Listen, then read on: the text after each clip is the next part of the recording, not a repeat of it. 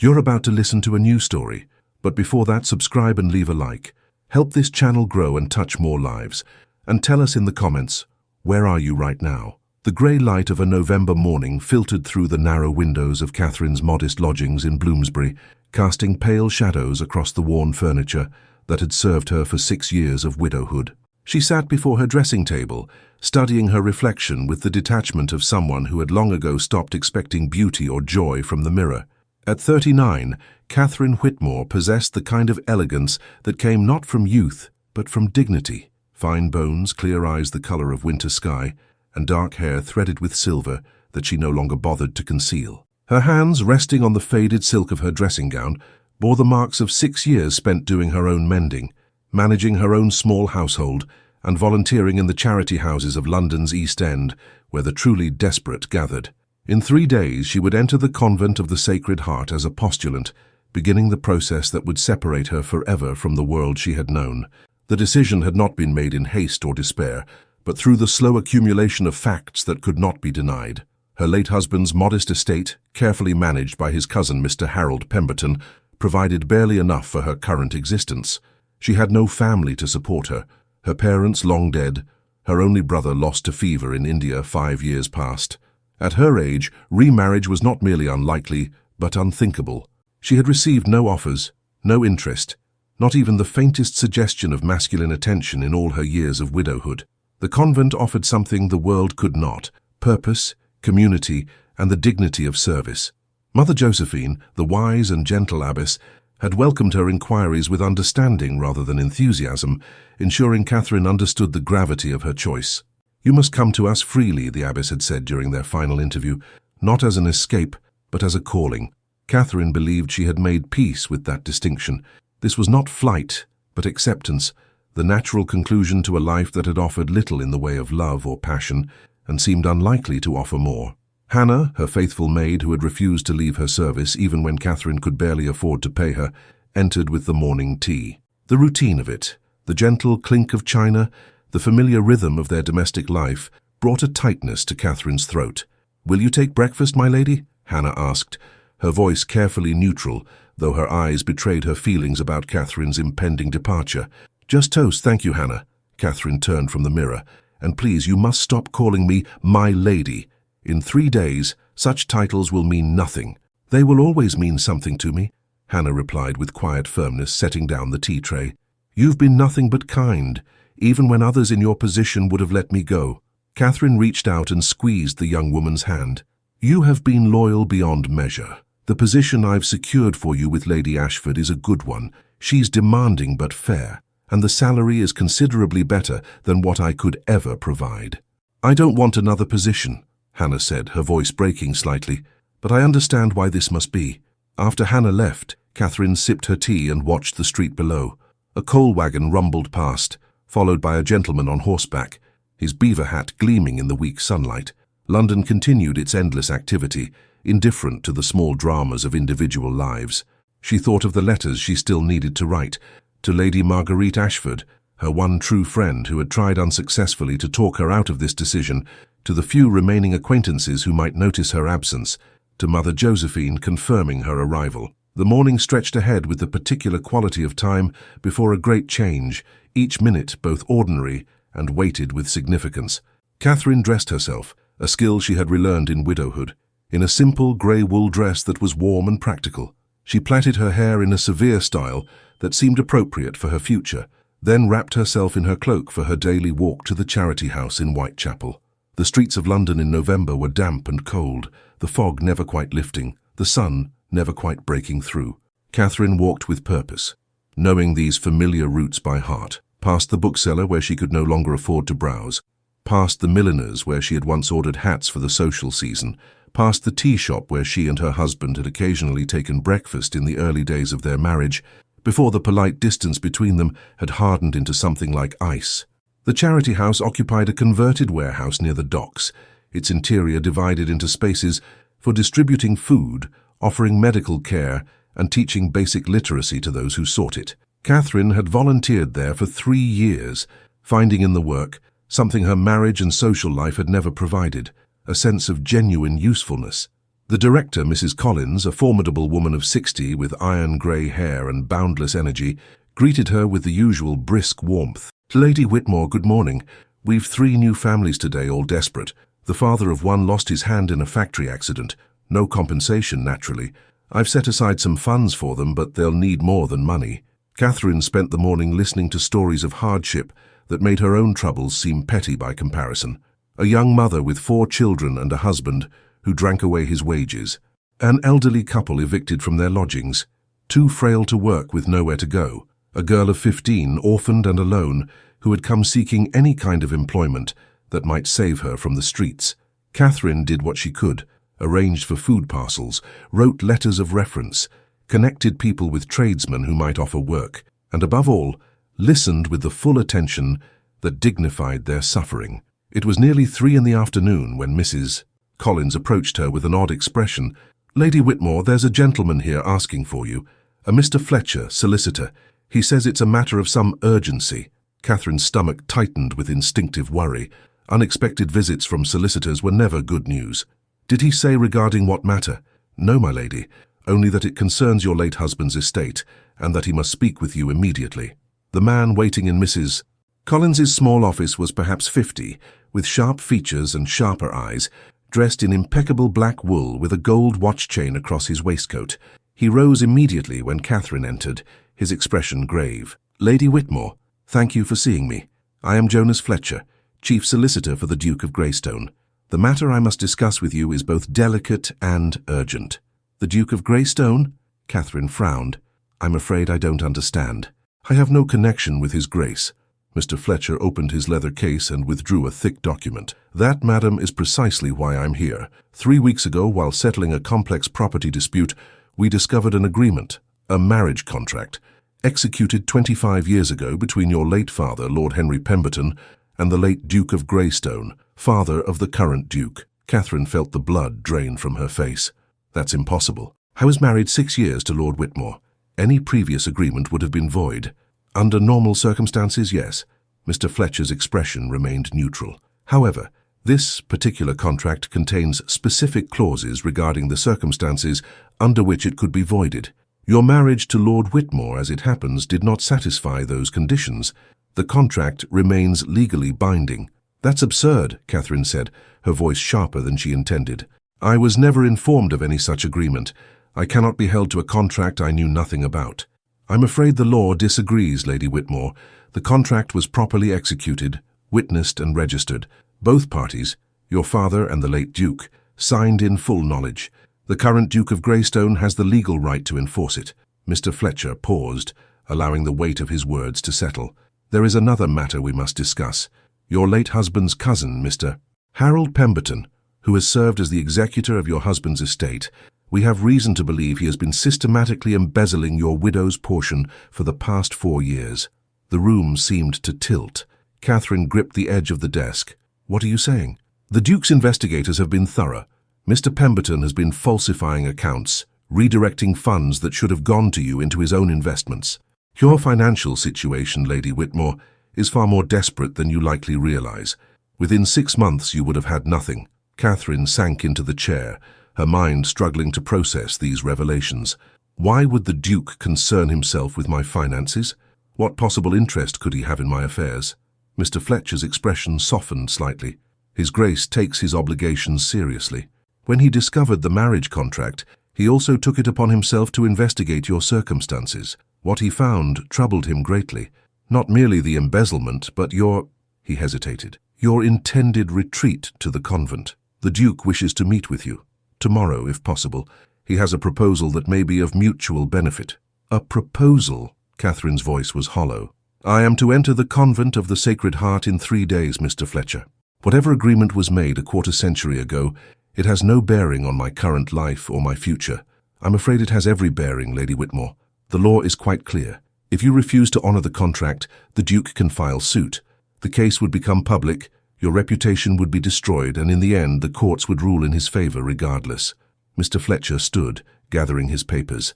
"I understand this is shocking news, but please, at least hear what His Grace has to say. He will receive you tomorrow at 4 o'clock at Greystone House in Mayfair.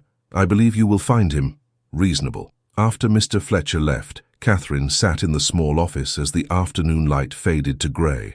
The sounds of the charity house, children's voices, the clatter of dishes, Mrs. Collins giving instructions, seemed to come from very far away. Everything she had carefully arranged, every plan she had made for a future of quiet service and dignity, had collapsed in the space of 15 minutes. The following afternoon, Catherine stood before the massive black door of Greystone House, her heart beating with a mixture of anger and apprehension that no amount of deep breathing could calm. The house was magnificent, a Georgian masterpiece of Portland stone, with columns framing the entrance and windows that gleamed like cold eyes. Her liveried footman admitted her immediately, as though her arrival had been anticipated to the minute, and led her through a marble entrance hall that echoed with her footsteps. The walls were hung with portraits of stern-faced men and elegant women, all bearing the distinctive dark colouring and strong features of the Greystone line. She was shown into a library that took her breath away despite her determination not to be impressed. The room soared 2 stories high, with galleries of books reaching toward a painted ceiling depicting classical scenes. A fire burned in a marble fireplace, large enough to stand in, and the furniture, leather chairs, mahogany tables, Persian carpets, spoke of wealth so old and established it need not announce itself. At the far end of the room, silhouetted against tall windows overlooking a private garden, stood a man. He turned as she entered, and Catherine felt a jolt of recognition, though they had never met. Adrian Thornfield, Duke of Greystone, was exactly as his reputation suggested, tall, powerfully built, with dark hair silvering at the temples and grey eyes that assessed her with unsettling directness. He was dressed severely in black wool with only the gleam of a gold signet ring to relieve the sombre effect. His face was handsome in a harsh way, all angles and authority, the face of a man accustomed to being obeyed without question. Lady Whitmore. His voice was deep, cultured, and utterly controlled. "Thank you for coming. Did I have a choice?" Catherine kept her voice level with effort. "Your solicitor made it clear that refusal would have consequences. Please sit." He gestured to the chairs near the fire, waiting until she had settled before taking his own seat. "I imagine you're angry." "You have every right to be. This situation is neither of our making, yet here we are, bound by decisions made before either of us had any say in the matter." "I was not aware such binding contracts could be made," Catherine said. "Surely there must be some legal recourse, some way to dissolve an agreement made so long ago." "I've had 3 separate barristers review the document. All agree it's ironclad." The Duke's expression remained impassive. "Believe me, Lady Whitmore, I am no more eager for this marriage than you are. I have managed quite well alone for 43 years. I did not seek a wife, and I particularly did not seek one who comes to me under duress." "Then release me from this obligation," Catherine said, leaning forward. "If neither of us wants this marriage, surely we can find some accommodation." "I'm afraid it's not that simple." The Duke stood and moved to the window, his hands clasped behind his back. "The contract contains specific clauses regarding inheritance. If I fail to honor it, my father's estate, which includes properties, businesses and investments worth several £1,000,000, could be contested by distant relations who would dearly love to see the dukedom weakened. I cannot allow that to happen. I have obligations to my tenants, my workers, the families who depend on Greystone lands for their livelihood." Catherine felt her last hope crumbling. "So I am to be sacrificed for the sake of property and business interests?" He turned to face her, and for the first time she saw something other than cold authority in his expression. Perhaps it was weariness or even sympathy. "You are not being sacrificed, Lady Whitmore. I am proposing something quite different." He returned to his chair, leaning forward with his elbows on his knees. "A partnership, a marriage in name and before the law, but conducted on terms we both agree to. You would have your own apartments here, your own household budget, complete freedom to pursue your charitable work, which I understand is considerable and admirable. In return, you would serve as my duchess in social functions, when required, and, in time, if you were willing, provide an heir." "An heir?" Catherine's voice was flat. "You speak as though we're discussing breeding stock. I speak plainly because I believe we are both beyond the age where romantic illusions serve any purpose." His grey eyes held hers. "I am offering you security, protection, and the resources to do far more good than you could ever accomplish from behind convent walls. The Duke of Greystone's Duchess has considerable influence. The charitable causes you care about, the factory workers, the orphans, the destitute families. You could actually help them on a scale that matters. Is that not worth considering? Catherine stood abruptly, moving away from him toward the bookshelves. She needed distance to think clearly. Everything he said was rational, logical, even generous by the standards of their class. Yet the thought of binding herself to this cold, calculating man, of sharing his name, his house, his bed, filled her with a deep, instinctive resistance. And what do you gain from this arrangement, Your Grace, besides your inheritance and an heir, which you seem to regard as mere practicalities? Peace, he said simply. An end to the endless parade of ambitious mothers parading their daughters before me at every social function. An end to the speculation and gossip about why the Duke of Greystone remains unmarried. And, he paused, as though considering whether to continue, companionship of a sort. I spend my days managing business affairs and parliamentary duties. My evenings are spent alone. You are clearly intelligent and educated. It would not be entirely unpleasant to dine with someone capable of rational conversation. How flattering, Catherine said dryly, to be valued for my conversational abilities. I did not mean to insult you. For the first time, the Duke looked slightly uncomfortable. I am not skilled at this, at talking to women about personal matters. I'm told I'm too direct, too cold. My reputation as the Iron Duke is not entirely undeserved, but I am not cruel, Lady Whitmore. I would not make you unhappy deliberately. Catherine turned to face him fully. You're asking me to give up a life of spiritual devotion for a marriage of convenience to a man I don't know and didn't choose, to produce a child with you as though it were a business transaction, to play the role of Duchess in a world that values nothing I care about, and you wonder why I might find this difficult. I'm asking you to be practical. The Duke's voice hardened slightly. Your alternative is a lawsuit that will drag your name through the courts and newspapers, destroy any remaining reputation you possess, and end with you losing anyway, or retreat to a convent where you will spend the rest of your life in obscurity, doing small kindnesses that change nothing in the larger scheme of poverty and suffering in this city. I'm offering you power, Lady Whitmore, the power to actually make a difference. The words struck home because they were true. Catherine had chosen the convent as much from resignation as from calling.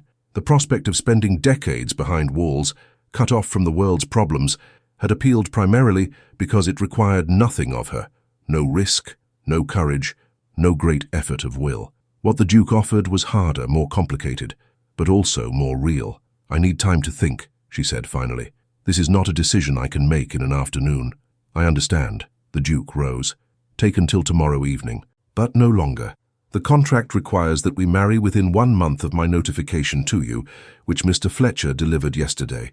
We have 29 days, Lady Whitmore. I suggest we use them wisely. Catherine spent a sleepless night in her small lodgings, Hannah bringing cup after cup of tea that grew cold before she drank them, while her mind turned over the impossible choice before her.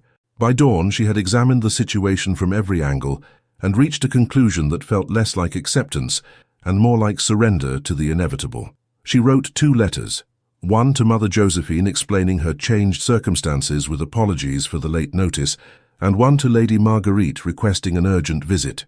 Marguerite arrived within an hour of receiving the note, sweeping into Catherine's modest parlour in a rustle of silk and expensive perfume, her sharp eyes taking in Catherine's pale face and the dark circles beneath her eyes. My dear, whatever is wrong, your note sounded positively desperate. Catherine told her everything, the contract, the embezzlement, the Duke's proposal, while Marguerite listened with growing astonishment. When Catherine finished, Marguerite sat back with an expression of mingled shock and calculation. Good Lord, the Duke of Greystone. Catherine, do you understand what this means? He's one of the wealthiest men in England. As his Duchess, you would have everything, position, influence, security. Everything except freedom, Catherine said quietly. Everything except the quiet life I had planned. That quiet life was a retreat, darling, not a choice. Marguerite leaned forward, taking Catherine's hands. I've known you since we were girls. You were always too intelligent, too alive, for the restricted life society demanded. Your marriage to Whitmore was dreadful. Everyone knew he was a cold fish. You've spent 6 years in limbo, neither truly part of society nor free of it. The Duke's offer may not be romantic, but it's honest. And he's right about one thing. As his Duchess, you could actually help people rather than just comfort them in their misery. But to marry without love, without even affection. Most women of our class marry without love, Marguerite said pragmatically. At least the Duke is being honest about it. He's not pretending passion he doesn't feel. There's a kind of integrity in that. She paused, studying Catherine's face. And what are you really afraid of? The question cut through Catherine's defenses. I'm afraid of wanting more than he's willing to give, of growing attached to a man who sees me as a solution to a legal problem, of spending the rest of my life feeling as lonely as I do now, but without even the comfort of believing I chose my fate. Then make the terms you need, Marguerite said firmly. You're not some empty-headed girl he can dictate to. You have your own strength, your own intelligence. Negotiate, Catherine. Make him understand what you require from this arrangement. The worst he can say is no, and you'll be no worse off than you are now. The words crystallized something in Catherine's mind. She had been thinking of herself as trapped, powerless, a piece being moved around a board. But Marguerite was right. She still had agency in how this proceeded. If she must marry the Duke, she could at least ensure the terms were bearable. That evening, she returned to Greystone House. The Duke received her in the same library, his expression carefully neutral. Lady Whitmore, have you reached a decision?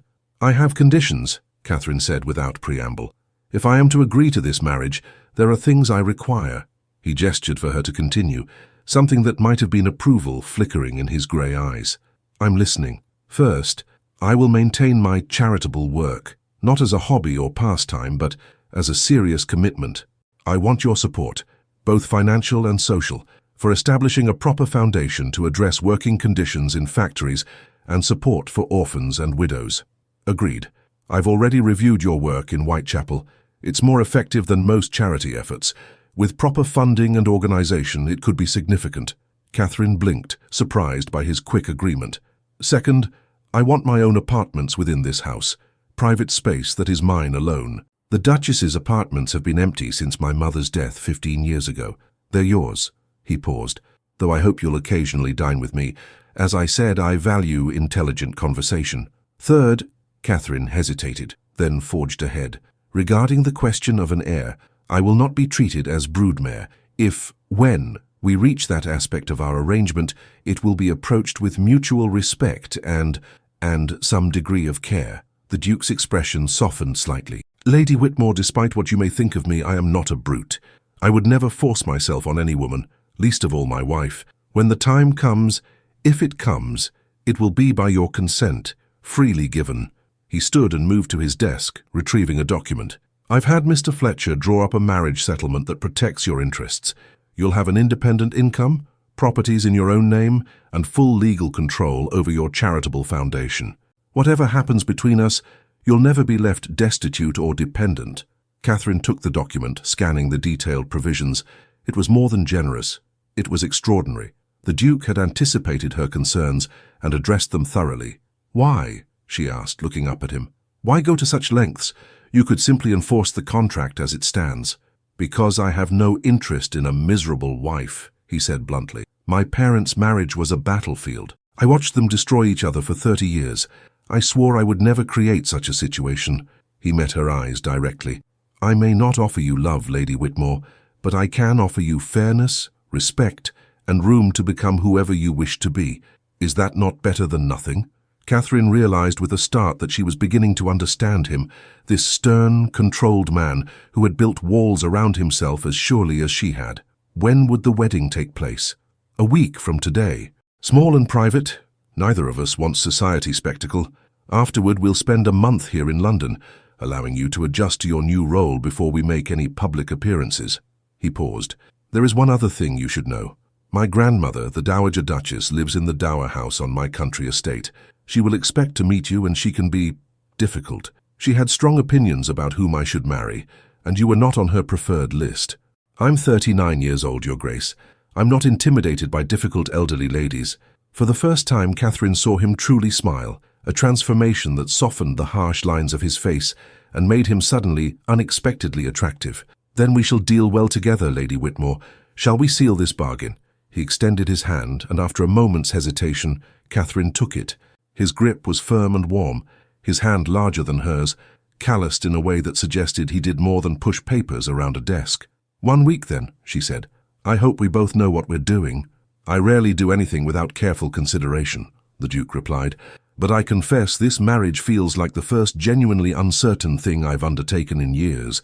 Perhaps that's not entirely a bad thing. The wedding took place on a grey morning in mid-November at the Duke's private chapel, a small medieval structure tucked away in a courtyard behind Greystone House, with only Mr. Fletcher, Lady Marguerite, Hannah, and the necessary clergy in attendance. Catherine wore a simple but elegant gown of dark blue silk, not white, which would have been inappropriate for a widow marrying again, but a colour that brought out the clarity of her eyes. The Duke wore formal black with a white cravat, his expression grave as they stood together before the altar. The ceremony was brief and formal, the words of the traditional service echoing in the vaulted space. Catherine felt disconnected from herself, as though she were watching someone else make these irrevocable vows. When the moment came to speak her consent, her voice was steady but quiet. "I will." The Duke's response was firmer, his deep voice carrying conviction. "I will." When he lifted her veil to seal their vows with a kiss, his lips brushed hers with careful restraint, a kiss of respect rather than passion, formal acknowledgement rather than desire. His eyes, meeting hers for that brief moment, held something she couldn't quite read. Perhaps it was relief or resignation or simply the satisfaction of a difficult task completed. They signed the register in silence, Catherine's hand trembling slightly as she wrote her new name for the first time, Catherine Thornfield, Duchess of Greystone. The letters looked strange, as though they belonged to someone else entirely. A small wedding breakfast had been arranged in one of the drawing rooms, an elegant meal served on fine china, with champagne that Catherine barely touched. Lady Marguerite did her best to keep conversation flowing, telling amusing stories about society gossip, while Mr. Fletcher discussed some business matter with the Duke. Hannah stood quietly near the door, her eyes damp with tears she was too well trained to shed openly. After an hour the guests departed, and Catherine found herself alone with her new husband in the vast silence of Greystone House. The Duke led her up a sweeping staircase to the first floor and down a corridor hung with paintings of previous duchesses, stern women in ruffs and hooped skirts, elegant ladies in empire gowns, all bearing the weight of their position with varying degrees of grace. "Your apartments," he said, opening double doors to reveal a suite of rooms that took Catherine's breath away. The sitting room was decorated in shades of ivory and gold, with tall windows overlooking the garden, a marble fireplace, and furniture of such quality it would not have looked out of place in a palace. Through open doorways, she glimpsed a bedroom and dressing room equally magnificent. "My rooms are at the other end of the corridor," the Duke continued, his tone carefully neutral. "There's a connecting door between the apartments, but it locks from your side. You need never fear intrusion." He paused in the doorway. "We dine at 7 if you'd care to join me. Otherwise, trays can be sent up to your rooms. The choice is yours." "I'll dine with you," Catherine said, finding her voice.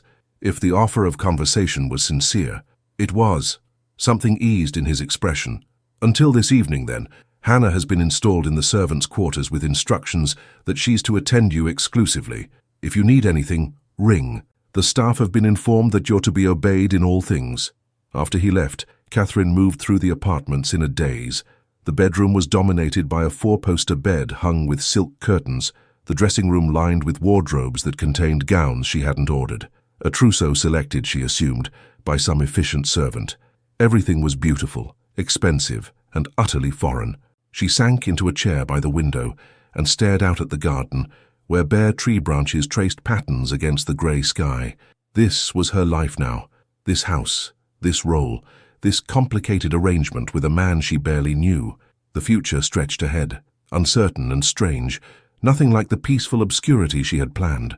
A soft knock interrupted her reverie. Hannah entered, carrying a tea tray. "I thought you might need this, Your Grace." The title sounded absurd, applied to her. "Please, Hannah, not you, not in private." "I must," Hannah said gently, setting down the tray. "It's your position now. You're the Duchess of Greystone. The servants here. They're watching to see what kind of mistress you'll be. You must act the part, Your Grace, even if it feels strange." Catherine accepted the tea, grateful for something to hold. "I don't know how to be a duchess. You'll learn. And you have advantages most new duchesses don't." Hannah smiled slightly. "You know what real hardship looks like.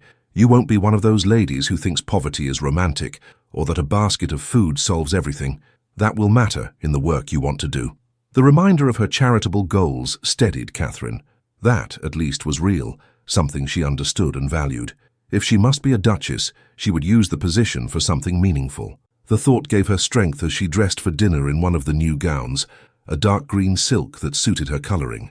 When Hannah finished arranging her hair, Catherine barely recognized herself in the mirror. She looked like a duchess, elegant and composed, even if she felt nothing of the sort inside. Dinner was served in a dining room that could have seated 30, but felt oddly intimate with just the two of them at one end of the long table. The Duke had changed into evening clothes, and the candlelight softened his harsh features. They began the meal in silence, but gradually, haltingly, conversation emerged. He asked about her charitable work, and she found herself explaining the conditions in the East End factories, the desperation of families with no safety net, the way poverty trapped people in cycles they couldn't escape. To her surprise, he listened intently, asking intelligent questions that showed genuine understanding of economics and social structures. "I've made my fortune in shipping and textiles," he said over the second course.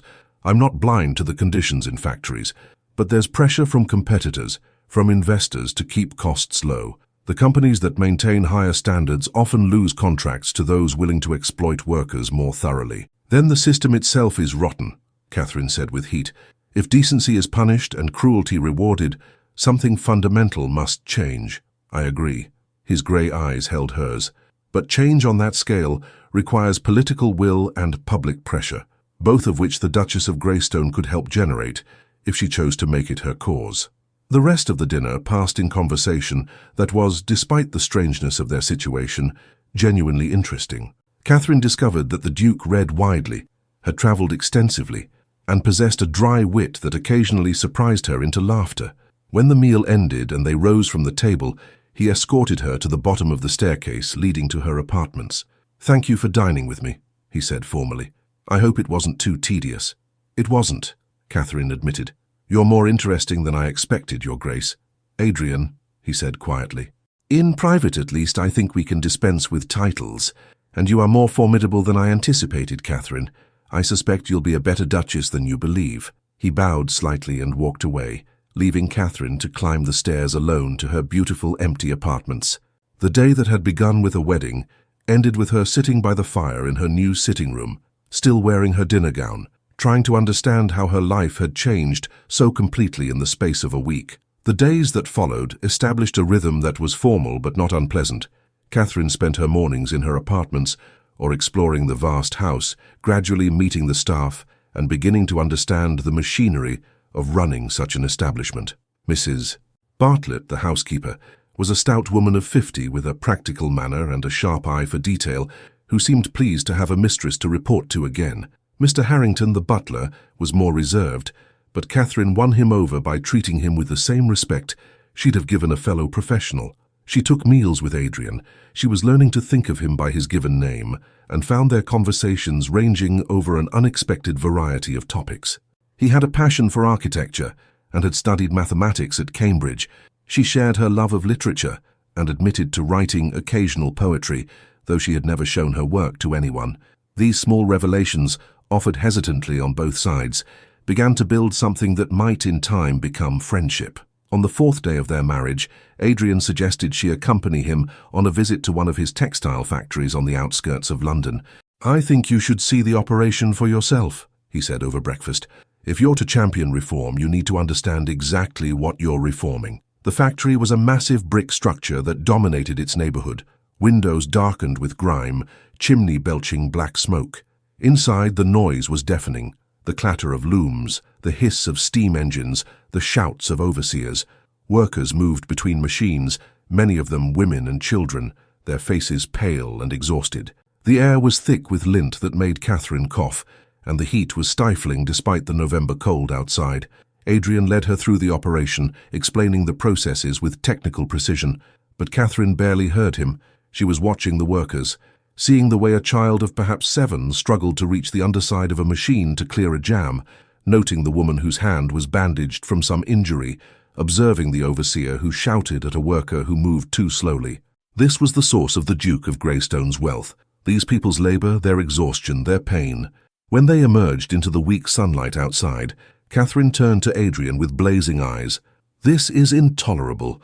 Those children shouldn't be working at all, and the adults are working in conditions that will kill them."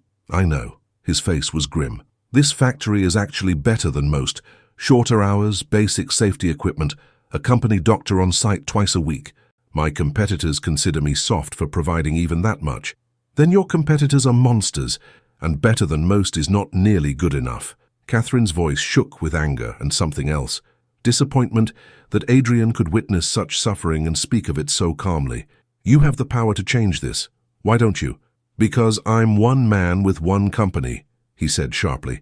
If I unilaterally impose reforms that make me uncompetitive, I lose contracts, which means closing factories, which means those workers starve instead of merely suffering. The system traps me as much as it traps them. That's a convenient excuse for inaction. It's reality. Adrian's jaw tightened. I didn't build this system, Catherine. I inherited it. I've spent years trying to improve conditions incrementally without destroying the business entirely. It's harder than you think. They rode back to Greystone House in tense silence. Catherine was furious. At Adrian, at herself for marrying him, at a world where such suffering was considered acceptable as long as it generated profit. When they arrived, she went directly to her apartments without a word. Hours later, a knock on her door interrupted her brooding. Adrian stood in the corridor, still in his factory visit clothes, looking tired and, for the first time, uncertain. "May I come in?" Catherine stepped aside and he entered her sitting room, moving to stand by the fire. "You're right," he said without preamble. "It is intolerable. I've grown so accustomed to making incremental changes, to fighting for small improvements, that I've lost sight of how truly bad it is." He turned to face her. "I brought you to the factory because I wanted you to understand the constraints I work within. Instead, you've reminded me why those constraints are unacceptable." "I don't understand," Catherine said slowly. "You saw what I've trained myself not to see, the human cost of business as usual. Your anger is more valuable than my resigned pragmatism." He moved closer to her. "I propose a partnership. You tell me what needs to change. I'll work out how to implement it without destroying everything. Together we might actually accomplish something meaningful." Catherine studied his face, seeing the genuine emotion there, frustration, determination, and something else she couldn't quite identify. "You're serious." "Completely. I'm tired of making excuses for a system I despise. I'm tired of being better than most when most is unconscionable. I have power and wealth. It's time I used them for something beyond accumulation." He held out his hand. "What do you say, Catherine? Shall we take on the industrial establishment together?" She took his hand, feeling its warmth and strength. "Yes, though I warn you, I'm not patient with half measures." "I wouldn't expect you to be." For the first time since she'd known him, Adrian smiled fully, and Catherine felt her heart skip in a way that had nothing to do with anger or indignation. "I'm beginning to think this marriage might be the best business decision I ever made."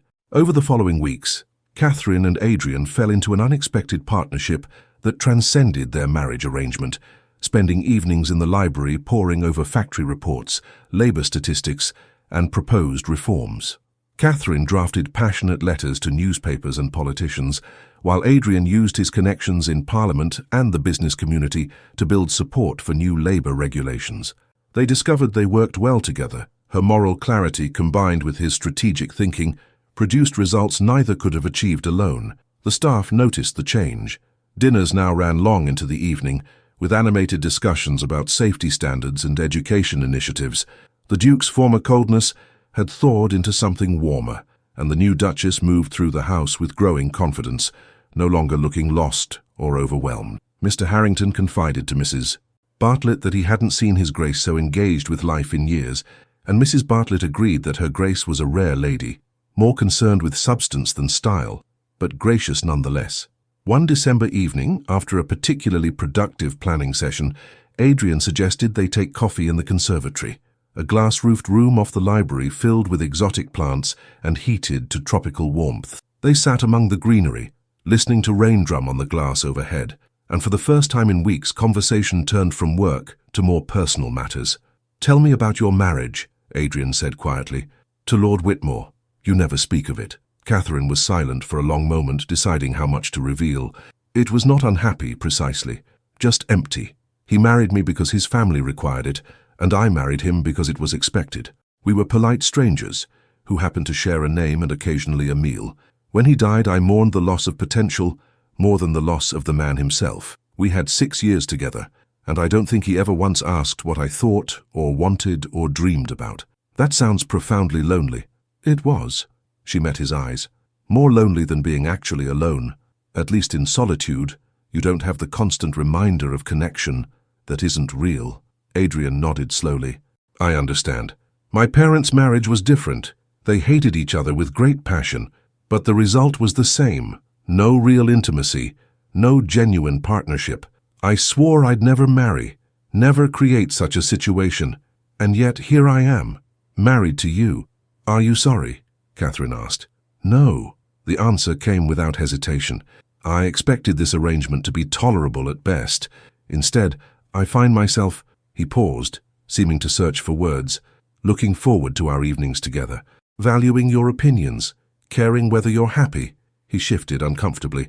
I'm not accustomed to such feelings. Catherine's heart beat faster. Nor am I. I expected to spend my life managing a tolerable arrangement. I didn't expect to actually like you. Is that what you feel? Liking? Adrian's voice was low, his grey eyes intent on hers. Yes, among other things.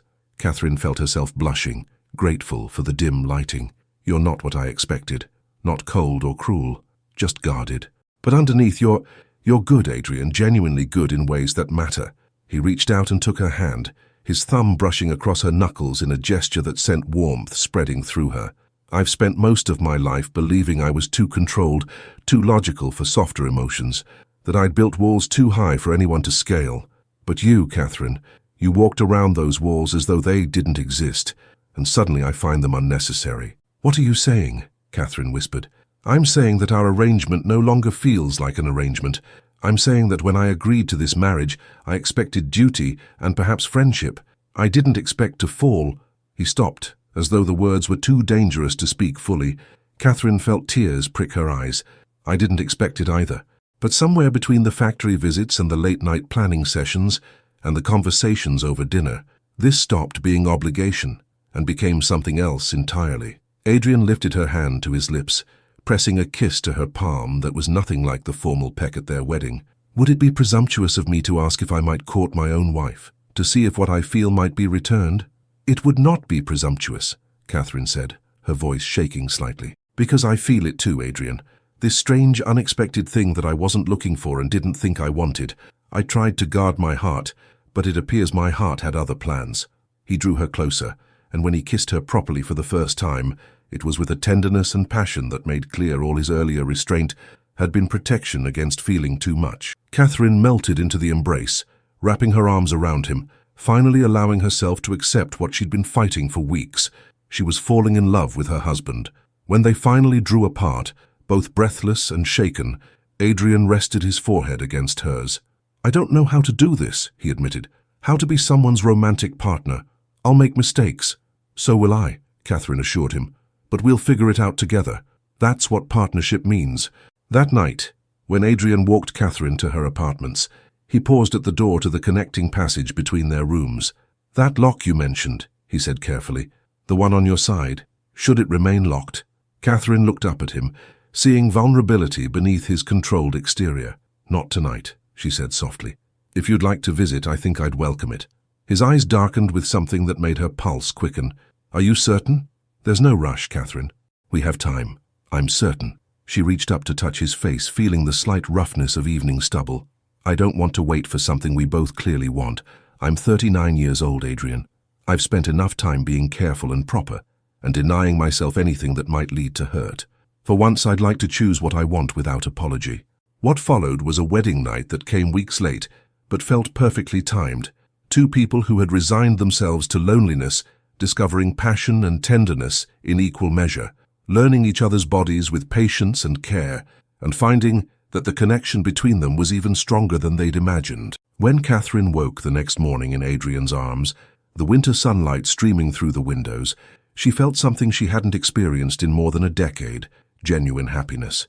Adrian was watching her, propped on one elbow, his dark hair disheveled in a way that made him look younger and less severe. Good morning, Duchess, he said softly, brushing a strand of hair from her face. Good morning, Duke, she replied, stretching contentedly. I hope you don't regret this new development in our arrangement. I regret only that it took us so long to arrive at it. He kissed her gently, though perhaps the waiting made it sweeter. They spent the morning in bed, talking about everything and nothing, childhood memories, foolish dreams, fears and hopes they'd never shared with anyone. Catherine learned that Adrian had wanted to be an architect, rather than a duke, that he played the piano beautifully but only when alone, that he'd been desperately lonely since his father's death 15 years ago, despite being surrounded by servants and business associates. Adrian discovered that Catherine wrote poetry late at night when she couldn't sleep, that she'd once wanted to be a teacher, but her class and gender made it impossible, that she secretly loved scientific journals and had taught herself basic astronomy. By afternoon, they emerged from their private world to find the household operating smoothly, despite the Duke and Duchess's absence from the usual routine. Mrs. Bartlett smiled knowingly when they appeared for a late luncheon, and Mr. Harrington's face remained perfectly neutral, though his eyes twinkled with what might have been satisfaction. The weeks leading up to Christmas transformed Greystone House in ways that went beyond the festive decorations. Catherine's presence had warmed the cold formality of the place, her laughter echoing in rooms that had been silent too long. She instituted new traditions, caroling for the staff, generous Christmas boxes for all the workers in Adrian's companies, a party for the neighborhood children that would have scandalized the previous generation of duchesses but delighted everyone else. Adrian supported every initiative, his natural reserve melting in the face of his wife's enthusiasm. They continued their reform work with even greater energy, now united not just by shared goals, but by growing love. Catherine addressed a gathering of influential ladies, making an impassioned case for factory reform that brought several to tears and resulted in substantial donations to her new foundation. Adrian used his position in Parliament to push for new safety regulations, leveraging his business success to argue that moral practice and profitability weren't mutually exclusive. It was in early January, as they sat before the fire in their private sitting room, the connecting door between their apartments now permanently open, that Catherine realized she hadn't bled in 6 weeks. The knowledge brought simultaneous joy and trepidation. She and Adrian had discussed children in abstract terms, but this made it suddenly, urgently real. That evening at dinner, she set down her wineglass with hands that trembled slightly. "Adrian, there's something I need to tell you." He looked up, immediately attentive. "What is it?" "I believe I'm with child." The words hung between them, weighted with significance. "It's early yet, too soon to be certain, but all the signs—" Adrian's face went through a series of expressions: shock, calculation, and then a joy so profound it transformed him. He stood and moved around the table to kneel beside her chair, taking her hands in his. "Catherine, my darling Catherine, are you happy about this?" "I am," she said, tears spilling over. "Terrified but happy. I thought this chapter of my life was closed. I thought I'd spend my remaining years in service and solitude. Instead, I have you, and now possibly a child and a purpose that matters. It's more than I ever dreamed possible." He pulled her into his arms, holding her as though she were infinitely precious. "I will take care of you. Both of you. I promise. I know you will." Catherine clung to him, feeling the steady beat of his heart. "We'll take care of each other, that's what love means." The pregnancy was confirmed by the doctor a week later, and Adrian's response was to become almost comically protective, insisting Catherine rest more and work less, though she ignored most of his hovering with affectionate exasperation. They announced the news to close friends and family first, with Lady Marguerite weeping happy tears and declaring she'd known all along this marriage was fated, and the staff celebrating with barely concealed delight. The formal announcement to society came later, positioned carefully to present the Duchess's pregnancy as perfectly respectable timing for a marriage that had occurred months earlier, a small lie that protected Catherine's reputation. What they didn't anticipate was the intervention of the Dowager Duchess. Adrian's grandmother arrived unannounced at Greystone House in February, sweeping through the door with the authority of someone who had ruled the household for 30 years before Catherine's arrival. She was a tall woman in her 70s, ramrod straight despite her age, with sharp eyes and sharper opinions. "So," the Dowager said, settling into the drawing room as though she owned it, which, in a sense, she felt she did. "You must be the woman who ensnared my grandson with an ancient contract. I expected someone more calculating. You look rather ordinary." Catherine, who had been warned about the Dowager's reputation, but not quite prepared for the reality, straightened her spine and met the old woman's gaze directly. "I assure you, Your Grace, I ensnared no one. The contract was as much a surprise to me as to your grandson. But I am here now, and I intend to be a good duchess, whether that meets with your approval or not." The Dowager's eyebrows rose. "Spirit. Good. I was worried Adrian had chosen some milk and water miss who would bore him to death." She turned to Adrian, who had been watching the exchange with carefully controlled amusement. "She'll do, I suppose, provided she gives you an heir and doesn't embarrass the family. Catherine is already doing far more than that," Adrian said mildly. "She's transformed my factories, established a charitable foundation that's already helping hundreds of families, and made this house feel like a home for the first time in decades. Most importantly, she's made me happy, grandmother. I'd think you'd value that." The dowager sniffed, but her expression softened slightly. "Happiness is overrated, but I suppose it's better than the alternative." She fixed Catherine with an appraising look. "I've made inquiries about your charitable work. It seems you're actually competent, not just playing at being benevolent like most ladies of quality. That's unusual." "I don't believe in playing at anything," Catherine said. "If something needs doing, it should be done properly or not at all." You'll have your hands full with this one, Adrian. She's no simpering fool." The dowager rose, preparing to leave as abruptly as she'd arrived. "I'll expect you both at Thornfield Manor for Easter. The family should meet the new Duchess before the baby arrives. Try not to do anything too scandalous in the meantime." After she left, Catherine collapsed against Adrian, laughing helplessly. "Your grandmother is terrifying." "Yes, but she likes you," Adrian said, grinning. "Believe me, that visit could have gone much worse. The fact that she called you competent rather than merely acceptable is practically a declaration of love by her standards." As winter gave way to spring, Catherine bloomed in more ways than one. Her pregnancy progressed healthily, and with it came a confidence and authority in her new role. She hosted her first major social event, a charity ball for the Factory Workers Foundation that was attended by half of London society and raised more money in one evening than she'd dared hope. She also continued her factory visits, though now accompanied by a physician and several protective footmen, documenting conditions and building public support for reform. In April, Parliament passed the Factory Safety Act, incorporating many of the provisions Catherine and Adrian had championed. The victory was tempered by the knowledge that enforcement would be challenging and many employers would seek loopholes. But it was progress, real and measurable, and for the first time in years, Catherine felt she was actually changing things rather than just bearing witness to suffering. On a warm evening in late May, as she and Adrian walked together through the gardens of Greystone House, Catherine paused to rest one hand on her swelling belly. The baby kicked strongly, and she laughed, guiding Adrian's hand to feel it. "That's our child," he said with wonder in his voice. "Proof that this marriage, which began with such unlikely circumstances, has created something entirely new." "Do you ever regret it?" Catherine asked. "How we came together, I mean. The contract, the lack of choice." Adrian pulled her close, mindful of her pregnant state. "I regret nothing. If that ancient agreement hadn't existed, I'd have remained alone, convinced I was better off that way. You'd have retreated behind convent walls, denying yourself and the world your considerable gifts. Instead, we found each other, found this."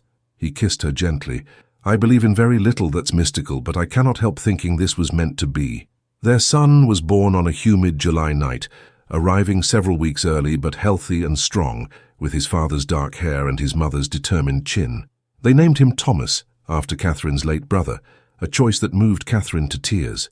Adrian was present for the birth, scandalizing the midwife and doctor, but insisting he would not be separated from his wife during such a crucial moment. When the baby was finally placed in Catherine's arms, Adrian sat beside her on the bed, his arm around her shoulders, and Catherine felt complete in a way she'd never imagined possible. The months that followed were exhausting and joyful in equal measure. Thomas proved to be a healthy, vocal infant who demanded constant attention. Catherine refused to hand him entirely over to a wet nurse and nursery staff, insisting on caring for him herself in ways that scandalized traditional society but pleased her modern-minded friends. Adrian proved to be a devoted, if slightly bewildered father, spending his evenings in the nursery reading aloud from inappropriate texts, factory reports and parliamentary proceedings that Thomas couldn't possibly understand, but seemed to find soothing anyway. As autumn arrived, bringing with it Thomas's first tooth and first attempts at sitting up, Catherine returned gradually to her charitable work. The foundation she'd established was thriving, with 3 new schools for workers' children and medical clinics in the poorest neighborhoods. Adrian had redesigned several of his factories according to safer specifications, and while it had cost him contracts with some clients, others were following his example. Change was slow, but it was happening. One evening in late October, as they sat together in the library with Thomas sleeping in his cradle nearby, Catherine looked around at her life and felt a profound sense of gratitude. "Do you remember," she said to Adrian, "that day your solicitor came to the charity house to tell me about the contract? I was so angry. I felt trapped, forced into something I didn't choose and didn't want." "I remember," Adrian said quietly. "I felt much the same. If someone had told me then that a year later I'd be sitting here with you, with our child, feeling genuinely happy, I would have thought them mad." She leaned against him. "I was so determined to retreat from life, to hide behind convent walls where nothing could hurt me. I'd convinced myself that safety and service were enough." "And now?" Adrian asked, though his smile suggested he knew the answer. "Now I know that safety without risk is just another form of death. Service without love is just going through motions. This life, messy and complicated and occasionally frightening as it is, this is actually living." She turned to face him fully. "Thank you for giving me no choice but to be brave, for seeing past my resignation to the person I could become." "Thank you for seeing past my walls to the person I was afraid to be," Adrian replied, "for teaching me that control and emotional armor aren't strength. Vulnerability and connection are." They sat in comfortable silence, watching the fire burn low and listening to their son's peaceful breathing. The journey from that cold November day, when Catherine had prepared to enter the convent, to this warm autumn evening, had been unexpected, difficult, and transformative. The woman who had resigned herself to obscurity had become a duchess, a reformer, a mother, and, most surprisingly, a woman genuinely in love with the husband she never wanted. The man who had built his life around solitary control had learned to share power, to trust emotion, and to open his carefully guarded heart. Outside, London continued its endless activity, the rumble of carriages, the distant sound of the night watch calling the hour, the city settling into darkness. But inside Greystone House, three people who had all in different ways been alone were now irrevocably bound together, not by contract or obligation, but by choice made every day, to be present, to be vulnerable, to love despite risk and uncertainty. 2 years after Catherine had stood in that charity house office and learned her life was about to change irrevocably, she stood in the same building for very different reasons. The facility had been transformed, expanded with the Greystone Foundation's support into a comprehensive centre, offering medical care, education, job training, and legal assistance to London's poorest residents. What had been a simple distribution point for food was now a model for reform efforts across the city. Catherine moved through the rooms, Thomas toddling at her side, holding her hand, greeting workers and clients by name, stopping to admire a child's reading progress or discuss employment prospects with a father who'd been injured on the job. Adrian arrived mid-morning, as planned, to inspect the new clinic facilities and meet with the physicians Catherine had recruited. He swept Thomas up into his arms, making their son shriek with delight, then kissed Catherine's cheek. "Mrs. Collins tells me you've been here since dawn," he said with mild reproof. "You're supposed to be pacing yourself." "I'm perfectly healthy," Catherine assured him. "And before you ask, yes, I'll rest this afternoon. But this is important, Adrian. The official opening is tomorrow, and I want everything perfect." "It already is perfect," he said, looking around at the clean, efficient space that buzzed with purposeful activity. "You've created something remarkable here, Catherine, something that will outlast both of us." The official opening ceremony the next day drew a crowd that surprised even Catherine, members of Parliament, business leaders, society ladies, journalists, and most importantly, the residents of the neighborhood who would actually use the facility. Catherine gave a speech that was brief but powerful, talking about dignity and opportunity rather than charity and obligation. Adrian stood beside her, Thomas in his arms, and when the crowd applauded, she saw genuine pride in her husband's eyes. That evening, they hosted a dinner at Greystone House for the Foundation's major supporters. Lady Marguerite was there, of course, along with the Dowager Duchess, who had grudgingly become one of the Foundation's most vocal advocates. As Catherine moved through the gathering, accepting congratulations and discussing future plans, she caught Adrian watching her from across the room. When their eyes met, he smiled, that full, warm smile that still had the power to make her heart skip, and raised his glass in a small private toast. Later, after the guests had departed and Thomas had been put to bed, Catherine and Adrian stood together in the conservatory, where they'd first admitted their growing feelings. The glass roof revealed a sky full of stars, rare in London's smoky air, and the warm air smelled of exotic flowers and earth. "Do you ever think about that morning in November when Mr. Fletcher appeared at the charity house?" Catherine asked, leaning against Adrian's solid warmth. "Frequently," Adrian admitted. "I think about how close I came to never knowing you. If my father hadn't made that contract, if the documents hadn't been discovered, if you'd successfully entered the convent, I'd have remained alone, convinced it was what I wanted. I'd have never known what I was missing. I think about the woman I was then," Catherine said softly, "so resigned to diminishment, so certain that safety was the same as peace. I'm grateful to that woman for having the courage to agree to something terrifying, but I'm also glad I'm no longer her." "You're not," Adrian agreed. "You're the Duchess of Greystone, mother to our son, champion of the forgotten, the person who walks into problems I'd avoid and demands we do better. You're magnificent, Catherine. You always were, but now the world gets to see it." She turned in his arms to face him fully. "I'm also just myself, Catherine, who loves you, who loves our life together, who wakes up grateful every morning to have been given this unexpected chance." She touched his face gently. "The contract brought us together. But this, what we've built, that's all choice. Every day we choose each other, that makes it real." "Every day," Adrian echoed, kissing her with tenderness that had lost none of its passion over time. "For the rest of our lives." And in the warm darkness of the conservatory, surrounded by growing things and the promise of continued blooming, they stood together, two people who had been forced together by circumstance but had chosen to transform obligation into love, duty into partnership, and an arranged marriage into something neither had dared to dream possible. The future stretched ahead, uncertain as all futures are, but they would face it together with their son, with their shared purpose, and with the knowledge that sometimes the paths we resist most strongly are the ones that lead us home. In the years that followed, they would have two more children, a daughter named Eleanor who inherited her mother's passion for justice, and another son, James, who showed early promise as a scholar. The Greystone Foundation would expand beyond London, establishing schools and medical facilities throughout England. Adrian's factory reforms would become industry standard, proving that ethical practice and profitability could coexist. Catherine would write a book about factory conditions that would influence policy for a generation, and through it all they would remain partners in the truest sense, supporting, challenging, and loving each other with the depth that comes only from genuine choice sustained daily.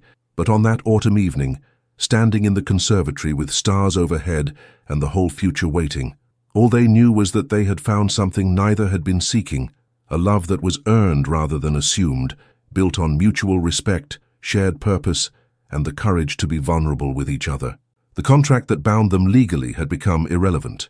They were bound now by something far stronger, the everyday choice to show up, to stay present, to keep choosing each other despite difficulty, despite fear, despite all the ways the world might try to pull them apart. And that, Catherine thought as Adrian held her close, was more binding than any document ever signed, more sacred than any vow spoken in a church, more permanent than any legal obligation. It was love freely given, earned through time and effort, and therefore precious beyond measure. It was everything she'd stopped believing was possible, everything she'd given up hoping for, and it was real as the strong heartbeat she could feel beneath her palm where her hand rested on Adrian's chest. "Shall we go to bed?" Adrian murmured against her hair. "Yes," Catherine said simply, taking his hand as they walked together through the quiet house toward their shared rooms, toward sleep and dreams, and the morning that would bring new challenges and new joys, all of it faced together as they would face everything for the rest of their lives, as partners, as lovers, as two people who had found in each other something worth every risk, every fear, every moment of uncertainty along the way. The house settled into nighttime silence around them, the servants retiring to their quarters, the fires burning low, London's distant sounds muted by walls and windows. Inside Greystone House, which had been cold and formal for so many years, warmth now resided, in the nursery where 3 children slept peacefully, in the Foundation's offices where plans for helping thousands more took shape, and most essentially in the hearts of 2 people who had learned that the greatest love stories aren't written in moments of passion, but in years of daily choosing, daily showing up, daily recommitment to being present for each other through all the ordinary, extraordinary moments that make a life. And if someone had told Catherine on that grey November morning when she prepared to enter the convent that 2 years later she would possess all of this love, this family, this purpose, this life so much richer than anything she'd imagined, She would have thought them delusional. But that was before she understood that sometimes the greatest gifts come wrapped in the forms we'd never choose for ourselves, that sometimes being forced to be brave leads us to become who we were always meant to be, and that sometimes, just sometimes, the life we're running from is actually the life that's been waiting to embrace us all along.